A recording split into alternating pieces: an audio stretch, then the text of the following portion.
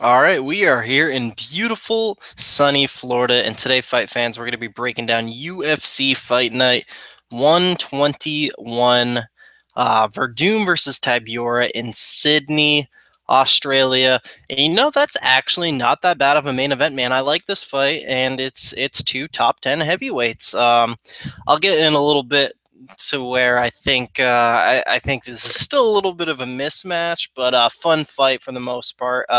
Doesn't really make sense to have it in Australia, but it's a good fight, man. And when it comes to the rest of the card, I would say that it's probably even like below average, even for an Australian fight night. But nonetheless, there's still a lot of nice little golden nuggets to look forward to here. And I'm of course going to be watching, man. When it comes to betting, I only have three plays. I think this card is not that great for betting. Just three plays for me. Um, DK, I haven't even really kind of decided on my lineups yet. I'm still trying to work that all out. But I'll give you guys a little bit of an idea of who I'm going to be playing on DK. Coming off last week, Jesus, what was last week? The Poirier versus Pettis card. I did lose like 0.90 units, so very minimal loss. But man, I'm still looking for that real big event, and hopefully it happens here because I got a couple of real confident plays. So let's just get right into it, man. I'm gonna do these with the order that Best Fight Odds has them in. So 13 fight card here, and let's get right into it, man. Because first up, we got Nadia Kassim minus 155 taking on Alex Chambers plus 135. Kassim making her UFC debut here, and Alex Chambers coming off a pretty long layoff. I'm going to see, because I feel like it's been at least a year. I don't think we've seen her. Her last fight was against that. Wow. Her last fight was the Paige Van Zant fight, and that was September of 2015. So it's been over 2 years. Even worse, Alex Chambers is coming off a 2-year layoff at 39 years old. So not good to start with there. And really looking back at her fights, Alex is not very skilled, man. So what do we get when we get Nadia Kassim on the other side here? She's 4-0, really young. She's 21 years old, so she's younger than I am, for crying out loud. And looking at her record, her opponents' combined records are, well, just list them off for you: 0-0, 0-0, 0-4, 0-0, 0-0. So she hasn't been in there with really anybody yet. However, I do think this is a good spot for her to win, man. I do think she can outstrike Alex on the feet, and I do think she can outgrapple Alex. And I think she goes in there and gets an early finish on Astro Girl here. I'm going to go with Nadia Kassim. I'm going to say first round submission.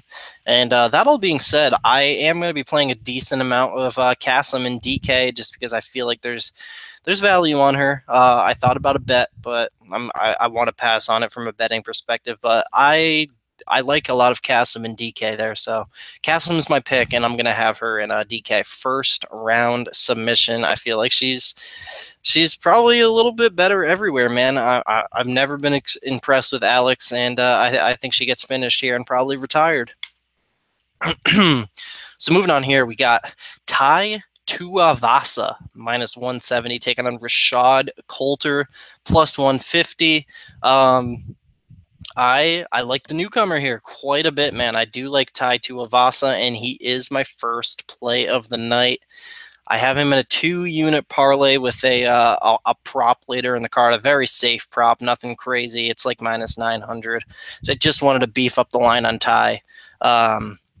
But I do have 2 units on Tai Tuivasa here, man. So the reasoning behind that is, first of all, we'll start with Rashad Coulter. So I've actually been watching Rashad Coulter in Legacy and the regional promotions. I've known about the guy for quite a while now.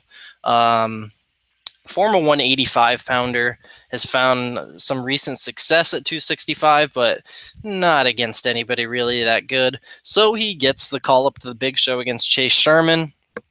Chase Sherman goes in there and goes absolutely life and death with Chase Sherman, and one does not simply go life and death with Chase Sherman and lose. Because we know what Chase Sherman is at this point, man. So Rashad Coulter, he's really nothing more than a big old brawler at this point, looking to take your head off, and he doesn't really have the size for it, man. And I'll tell you who does have the size for that style to be at heavyweight is this dude Tai Tuivasa. He's a big old Samoan boy, man. 6'2". He's just 24 years old. He's growing. He's in decent. I don't want to say he's in incredible shape, but he's in decent shape, and he moves pretty quick for the size that he is. Just got a first round finish over a former UFC vet in James McSweeney. And other than that, he has finished every single one of his fights in the first round.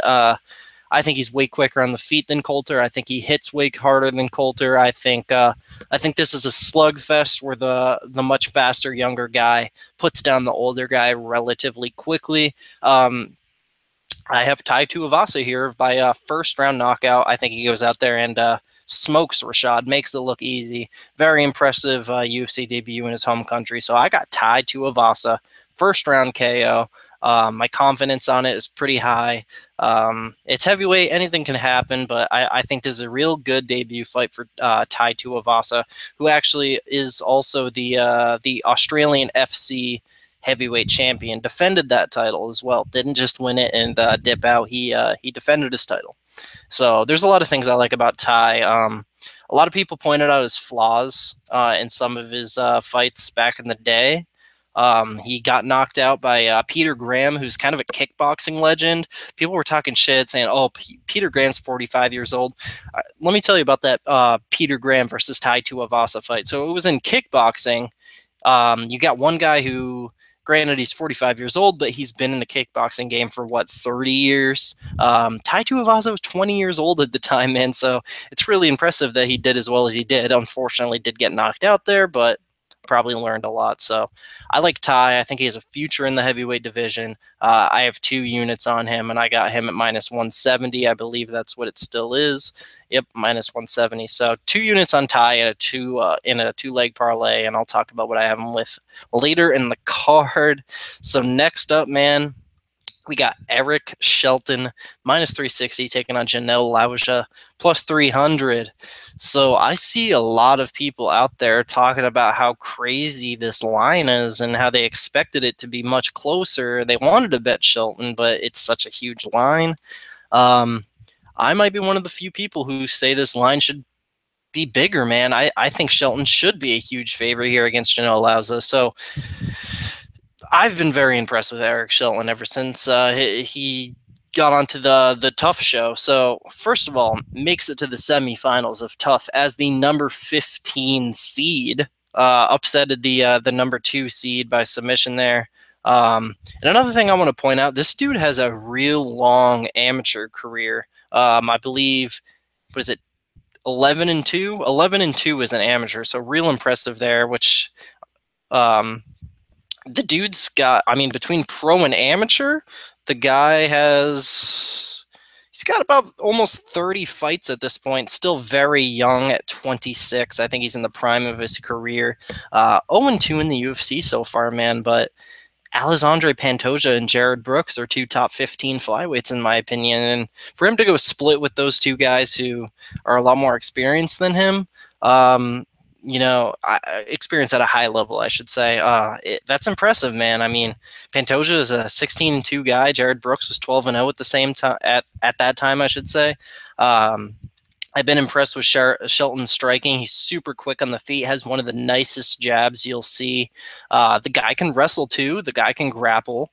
And then you get Janelle Lauja on the other hand, who he came into the UFC and a lot of people liked him because he was going up against Zhao Yaqui, who was a 2-4 fighter who somehow was in the UFC, and people were looking to fade him, and they saw Lauja and they saw the tape on Janelle Lauja, how he has okay striking, but really nothing that impressive, man. He's really just your average run of the mill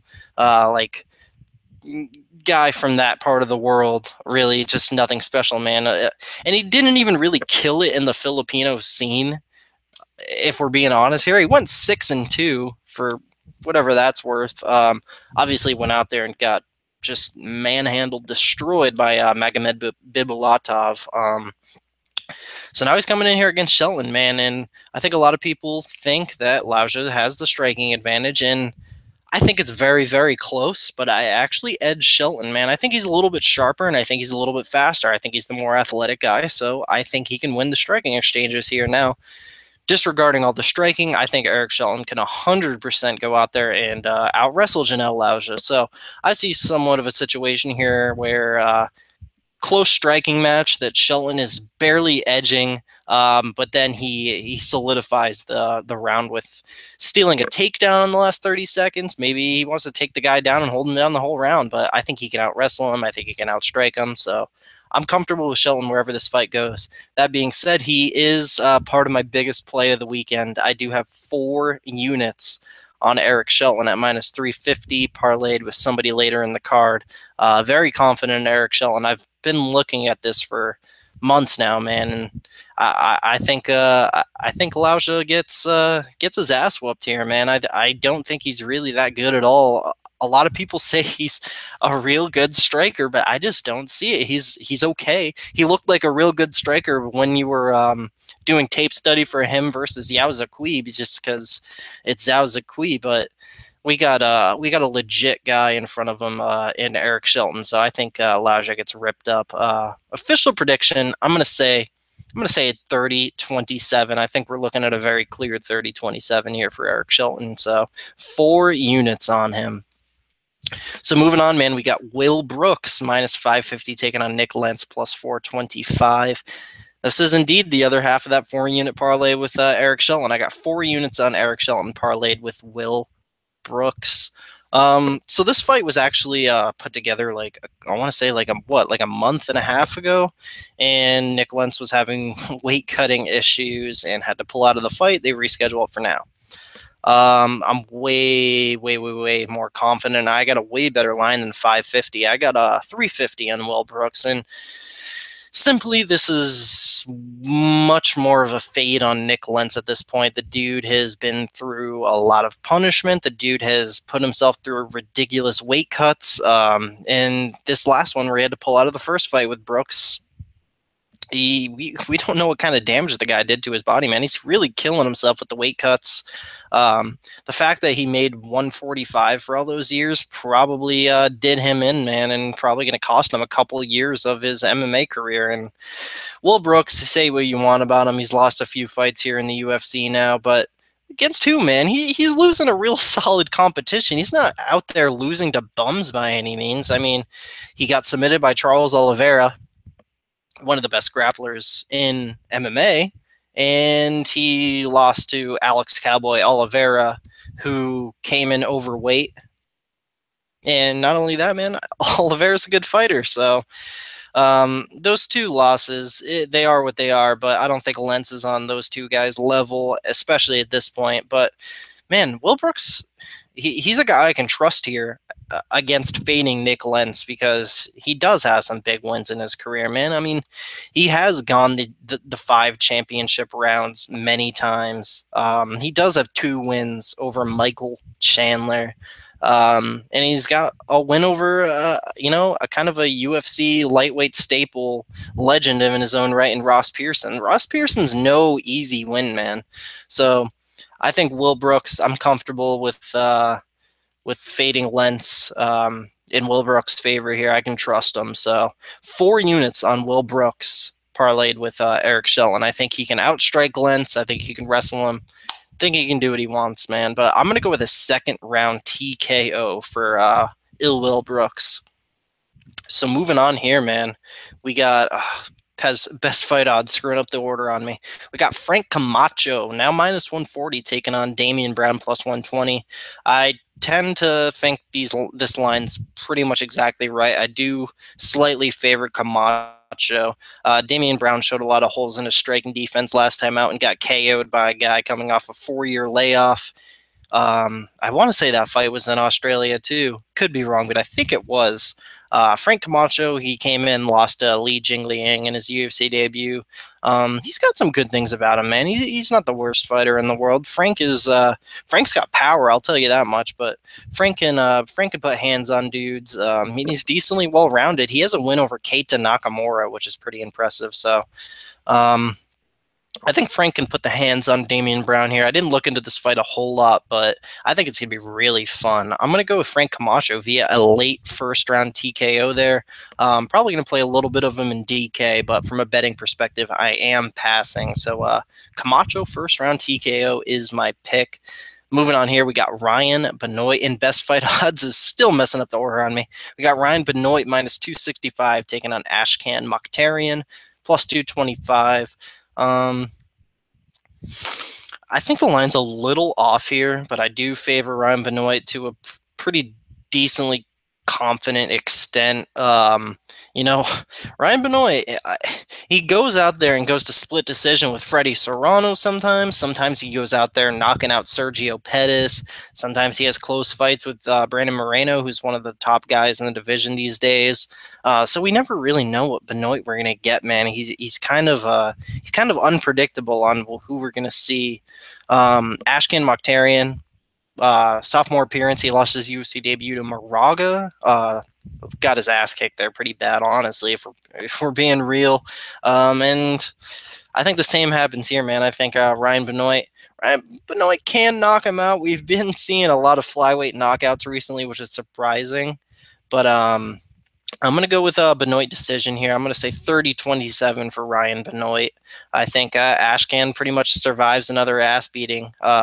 He's really not that skilled, and to be honest, he's kind of long in the tooth for a flyweight. I mean, he's 32, 33 years old. That's a little late to be starting your UFC career, especially in a division where speed is so important. So, Ryan Benoit, he's been in there with so many top guys. I think the UFC experience will get it done for him here, and he's the more skilled fighter if we're being real here. So I got Benoit 30-27, but I really don't want to play that line, so it's a pass. Moving on here, man, we got Adam Wyzorczyk. Probably not saying that right, minus 160, taking on Anthony Freight Train Hamilton, plus 140. I just broke this fight down like a month ago. I really don't feel like doing it again. I really kind of just wanted to get over with. One thing I'll say is a lot of people fading Anthony Hamilton here just because it seems like he goes down to the first punch he gets hit with these days, but wouldn't be so sure of that here, man, because we don't know what Adam is at this point. Adam is... I mean, when you look at the skills and look at the tape, he's not very talented.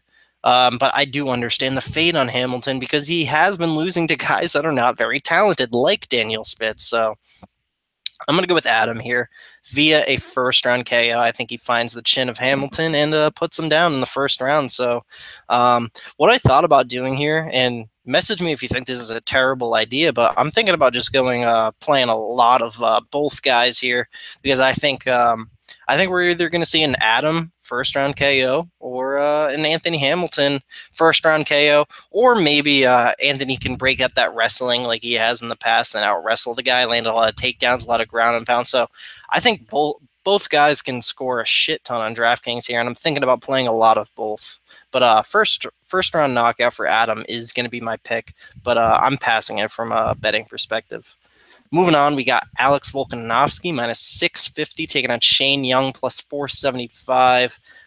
Didn't really look into this fight, man, just because I know I knew Alex was going to be like a minus 500, minus 600 here. I didn't feel like playing that, so I didn't even look into this fight at all. Apologies for that, but Shane Young, I looked at his record. He seems average at best, so I think this is another showcase fight for Volkanovski. I'll say Volkanovski third round TKO. Now, moving on to this one, man, this is interesting because we got Elias Theodorou minus 260 taking on Daniel Kelly plus 220. It's tough, man. Dan Kelly is a real gritty dude who is very talented. He's just kind of held back by his age and his broken body. So I think Elias can do what Elias does here. I think he can bounce around, kick Kelly's broken knee. jab him up. I think Elias makes this a real boring fight where he outvolumes Kelly here over the course of 3 rounds. But don't be surprised, man. I think Daniel Kelly might be able to make this dirty and steal 2 rounds, especially in his home country, man. He's got those judges on his side. So I'd be careful parlaying Elias Theodorou here at minus 260, but he is the pick, and I'll say 30-27. One other thing I will say, the prop on Elias Theodorou by decision opened at plus 210, which is ridiculous. I wish I would have saw that. I would have took that probably, just because I don't think Elias is going to finish Kelly here, man. Elias doesn't finish shit. Theodorou by decision is still minus 120. I wouldn't hate you at all if you played that. I thought about it, but these wins by decision props have been killing me lately. I was so good at them early in my betting career, but they're just shit for me now. I can't hit a damn one, so I'm staying away. But if you want to take that prop, I don't hit it at all. So moving on here, man, we got Bojan Velikovic plus 120, taking on Jake Matthews minus 140. I'm surprised Matthews is still the favorite right now, man. So I took the shot on Bojan at plus 140. So I did beat the line by a little bit with just 1 unit to win 1.40. I kind of just want to keep the 1. I'm not insanely confident, but I'm just betting on a guy at a dog money that I feel like should be the favorite here. I mean, I think Bojan should be like minus 150 in the spot, so I got a plus 140. I'm all over that. Basically here, man, so we got Jake Matthews, still super young and green, coming up a weight class to welterweight where I think he might be a little outsized here, man, especially against Bojan, a former 185-pounder. I think Bojan, his size might be the key factor here. I think Jake Matthews might actually probably be the more technical, talented fighter, probably. He's probably got the better striking, but I'm not convinced he has the better wrestling or grappling. I think Bojan can make this ugly and use his size to get takedowns on Matthews.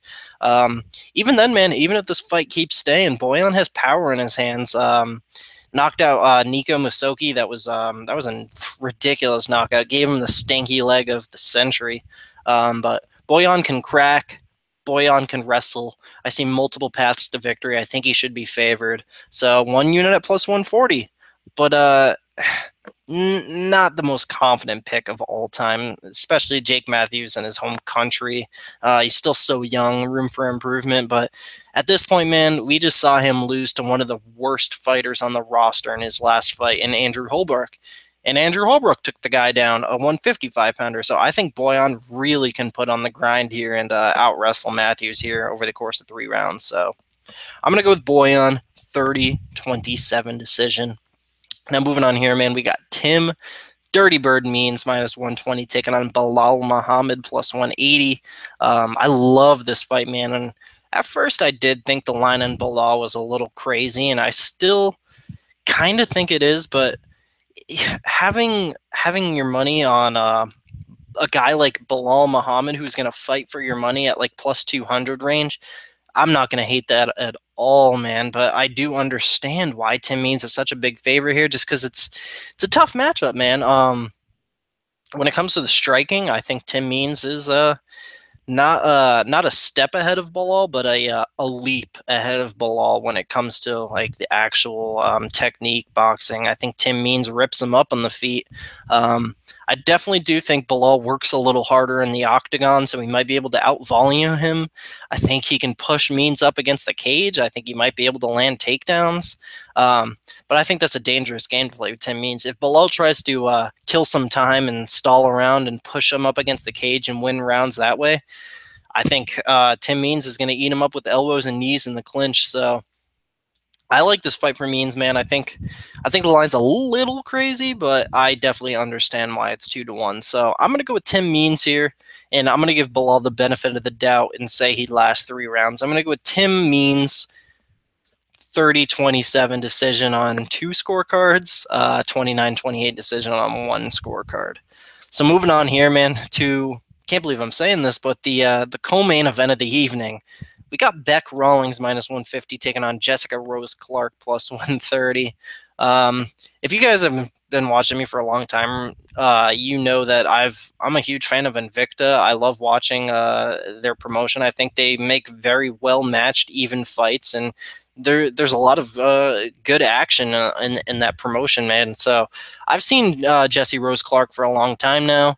And I'm going to be honest, I'm not impressed with her at all. I don't think she's good at all, and I'm very surprised she got the call up to the UFC. I think she might even get.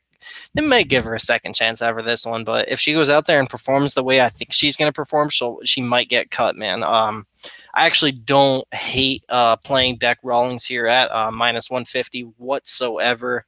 I think that's a decent line, honestly. I think Beck is the way better striker, and I don't think Jessie has the wrestling to get it down to the ground, and even if she does get it down to the ground, I think Beck is probably the better grappler and can get back up to her feet and outstrike the girl. So I got Beck Rawlings 30-27 decision here. I think Jessie gets she takes a little bit of an ass whooping here and gets humbled in her UFC debut. So if you're playing Beck at minus 150, I'm personally not going to do it, but I don't hate it at all. So I got Beck 30-27 decision. Now moving on to the main event here, we got Fabricio Verdum minus 345 taking on Marcin Tybura plus 285. This one is super interesting, man, and I want to say I think the line's right, but I feel like at heavyweight, Tybura knocks dudes out. Verdum's chin has been questionable lately. Oh, man. I think the line's right, but I definitely wouldn't recommend playing Verdum. I think this is a huge pass, if I'm being honest here. I think this is a huge pass. If anything, play the dog, man. I know my boy Justin from UFC Bro Picks, he's playing the dog, but he's got 3 units on Tybura. He's a little fucking crazy, if you ask me. But if you want to go out there and take the 1 unit poke at plus 285, I seriously don't hate that at all, man, because Marcin is he's a talented striker, man. So, and you know, he's gone and stuffed takedowns from good fighters before, but Verdum is a kind of guy he's never seen before. He's never been in there with a top 3 heavyweight fighter in the world, man. I mean, we saw Verdum, what he did to Walt Harris. I mean, it was like a dad and a kid. Honestly, man. I mean, he just took him down at will, and he sliced through him like butter on the mat. I think if Verdum can get it down to the mat, it's going to be tough for Marcin. I do think Marcin has a lot better grappling than Walt Harris, but I still think Verdum slices through him like butter. So and that's a big if Marcin can keep it standing, I think it's a very competitive fight. I've seen people say both ways. I've seen people say, "Oh, dude, Verdum's the better striker." I've seen people say Tybura, he's the way better striker, but I think it's very close. I think they're about even. If anything, maybe I think Tybura is a little more diverse, especially with the kicks. But when it comes to the boxing, Verdum has really, really put together a nice striking arsenal. So I think it's very close. Tybura has the better chin, in my opinion, so that could be a little scary if you're betting Verdum there, parlaying him up. But I mean, I want to pick Tybura here, but then if I pick Tybura, I'm going to feel obligated to bet him. So I'm going to go with Fabricio Verdum here, and I'm going to say he gets it done by submission in the 2nd round. So that's going to be for I got something in my eye, and it's just bothering the shit out of me. But that's going to be it for me, guys. I appreciate you watching very much. Ran through this whole 13-fight card. Obviously, you can see I'm very, very nicely dressed right now. Just got out of work.